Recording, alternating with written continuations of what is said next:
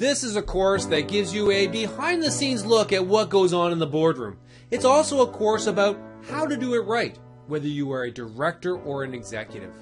Have you ever wondered what happens behind boardroom doors? Or perhaps you have some idea but wonder whether what is happening is comparable to other organizations. Let's go even further to consider how strong governance contributes to the long-term success and viability of an organization. And because we're going to approach this topic from a finance point of view, what role does the CFO have in establishing and sustaining governance excellence?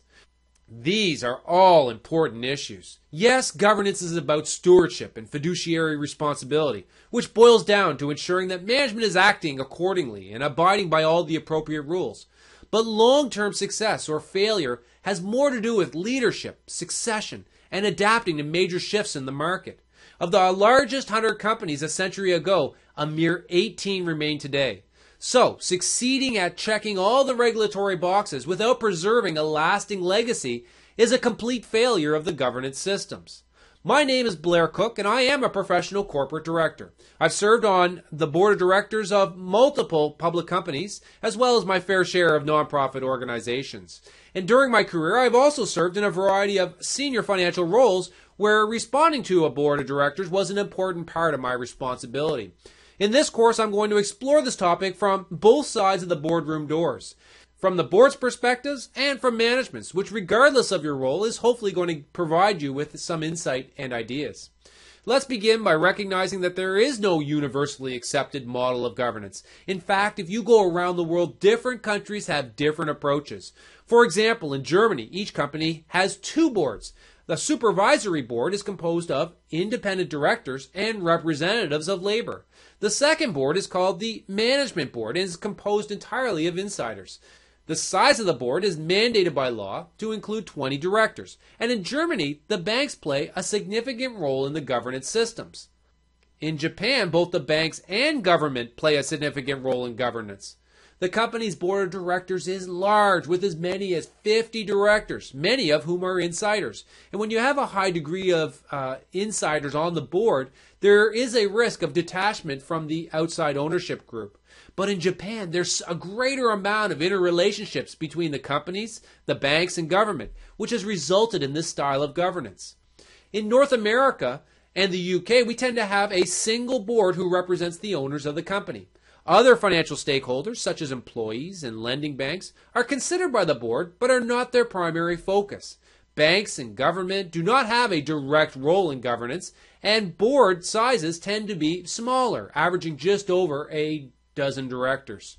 Let's build a conceptual model of the different flavors of boards of directors that you will come across in the North American style of governance. A lot of us have been involved as directors working for various associations and nonprofits, from your local PTA to charitable organizations. Often these sorts of roles combined oversight with volunteering. These are what we might label as working boards, where the board of directors also performs tasks associated with operations, such as fundraising, programming, or management. While this provides great experience, which can be highly rewarding in its own right, it's only a mixed reflection of the sort of corporate governance we will discuss in this course.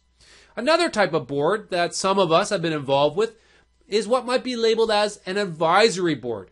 And whether you are a director for a private company or serving on a school board, here you discuss important issues and perhaps make recommendations on important decisions, but management is under no obligation to follow your recommendation. This diminished level of authority also creates a partial reflection of corporate governance. In a truly constituted corporate board of directors, this body has the authority and responsibility to act as one voice on behalf of the ownership group. In the nonprofit world, owners might be members or government, but in this delineated view of governance, the board is not management. It does not have the day-to-day operational accountability. But the decisions made by the board can and do have directional implications for operations. I really like this quote. Governance is not management one step up, it's ownership one level down. And when structured this way, governance is important. Governance matters. Let me challenge our thinking one step further to suggest that governance provides any organization with the opportunity to create another point of differentiation from its competition. In other words, a strong board can and should provide the organization with another dimension of competitive advantage, which I'm going to call in this course governance advantage.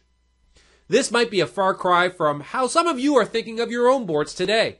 A less enlightened view of governance is that it's just another barricade or hurdle to overcome to get anything done, or it's a necessary evil because of the malfeasance of the likes of Enron.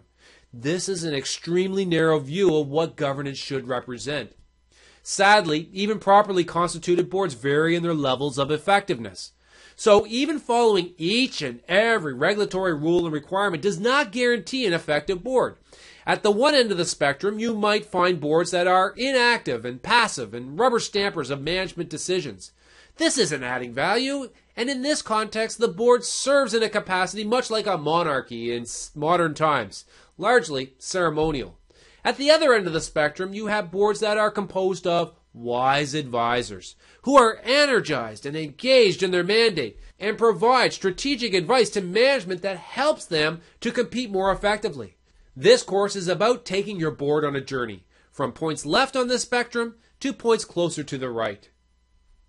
Governance boils down to two key concepts, and Jim Brown, the author of The Imperfect Board Member, has a catchy way to summarize the role of the board: to direct and protect. Directing focuses on the future. It's about setting a course for the organization by establishing mission, vision, and values and vetting management strategy to strengthen its development and implementation. Protecting, on the other hand, ensures that the interests of the ownership group are always sustained, considered, and monitored. And this involves ensuring that management is acting in a way and is achieving results that are advancing the organization towards that mission, vision, and value, while at the same time respecting the values. The success of governance requires a willing cooperation between management and the board of directors. Governance advantage hinges on three primary, yet in practice undefined board leadership roles that we will explore throughout this course. The first board leadership role is one of the informer and deals with communicating information between management and the board that enlightens the director's understanding of the business. The second board leadership role is one of the conductor and deals with controlling the discussion matters of the board. This role maximizes the collective talents of the directors by carefully and intentionally ensuring that the matters discussed have the highest importance. And finally, the third board leadership role is one of the facilitator. This role manages the group dynamics of the board to ensure that all points of view are heard and that all discussions culminate in consensus. Corporate governance models have not evolved to the point where these roles are attributed to a specific individual. And in practice, these roles get distributed between members of the executive, including both the CEO and the CFO, and individuals on the board.